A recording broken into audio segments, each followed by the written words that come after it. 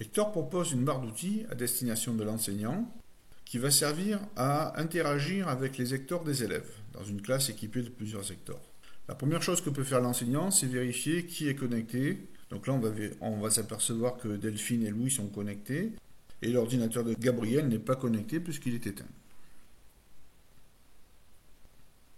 Il n'est pas nécessaire d'avoir une connexion Internet pour que ça fonctionne.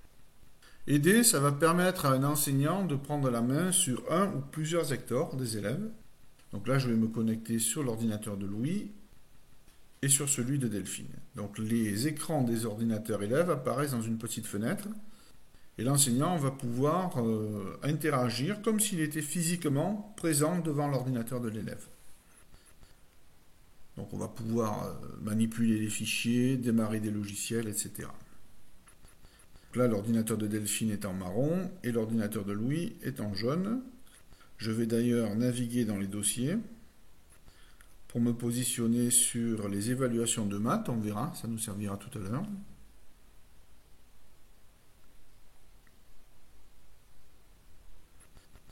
L'enseignant peut masquer les bureaux. Donc si les élèves ont tendance à être distraits par les icônes, l'enseignant clique sur le bouton masquer et ça affiche un voile vert sur les Hectors et les élèves n'ont plus accès au bureau.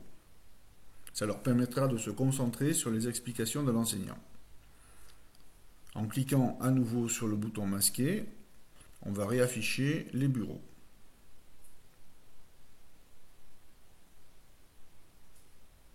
L'enseignant peut envoyer des messages individuels à chaque élève.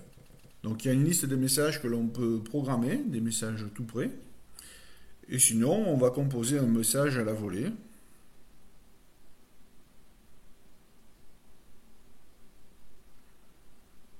On choisit à qui on l'envoie et chaque élève va recevoir le message en haut à gauche de son écran. Donc là sur l'ordinateur de Louis et ici sur l'ordinateur de Delphine. Il faudra cliquer sur valider pour fermer le message.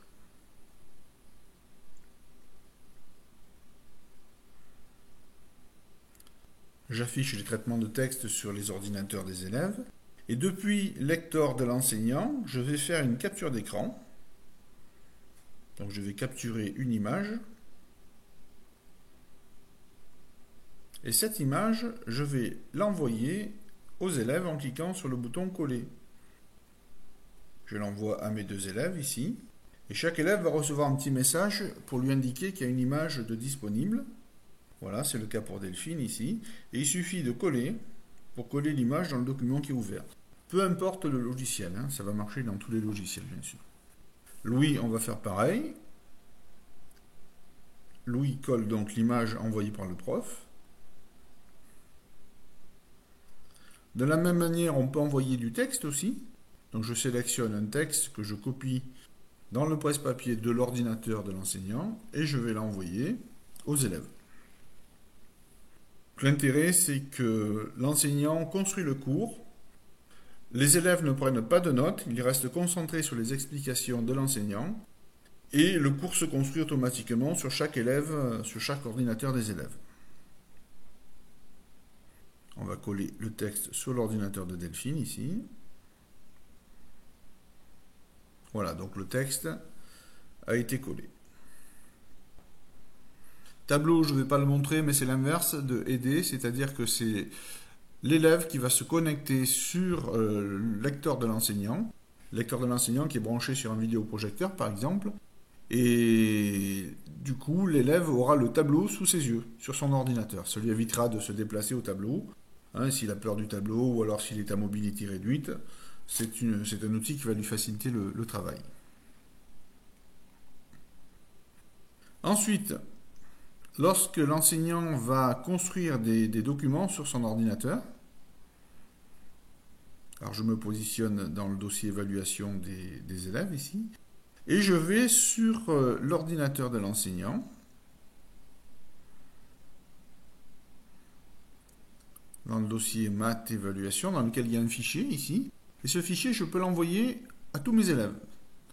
Donc je fais ajouter à distance, je valide, et chaque élève va recevoir ce fichier rangé au même endroit que dans celui de l'enseignant. On voit que c'est arrivé sur Delphine et sur Louis. On va ouvrir le dossier. on voit que le fichier est là. Si je clique, évidemment, je peux l'ouvrir. C'est le même que celui de l'enseignant. Ça va permettre à un enseignant de composer des cours ou des évaluations et de les envoyer le moment voulu aux élèves. A l'inverse, l'enseignant peut récupérer le travail des élèves. Donc là, je vais me mettre sur l'ordinateur de Louis et dans le dossier évaluation de maths, je vais créer un nouveau document qui n'existe que sur l'ordinateur de Louis.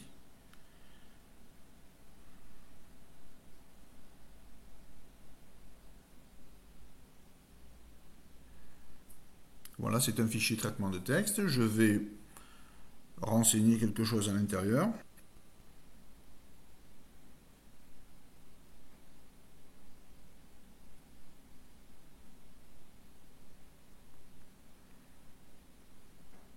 Et l'enseignant, en cliquant sur le bouton cartable, va télécharger tous les cartables des élèves. Donc là, je vais prendre seulement celui de Louis. Et le cartable de Louis va être rangé dans le dossier élèves, ici, sur l'ordinateur de l'enseignant. Donc il y a la classe de Louis qui apparaît, CE2. Et à l'intérieur, j'ai tous mes élèves de CE2 qui vont apparaître. Donc il y a Louis, son cartable, et on va vérifier que dans l'évaluation de maths, il y a bien mon nouveau fichier. Il y a l'ancien déjà, qu'on a transmis tout à l'heure, et le nouveau, qui a été créé sur l'ordinateur de Louis.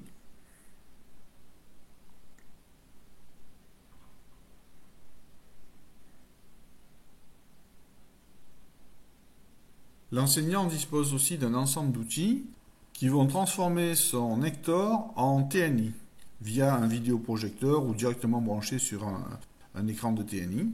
Donc il y a 3 logiciels libres ici qui sont disponibles, qui vont permettre d'afficher des équerres, par exemple, des contenus multimédia, etc. D'accord ? À la fin de la journée, l'enseignant peut éteindre aussi les Hector à distance. On va tous les éteindre ici en cliquant sur valider et on voit que les fenêtres se sont fermées. Les Hector sont en train de s'éteindre automatiquement.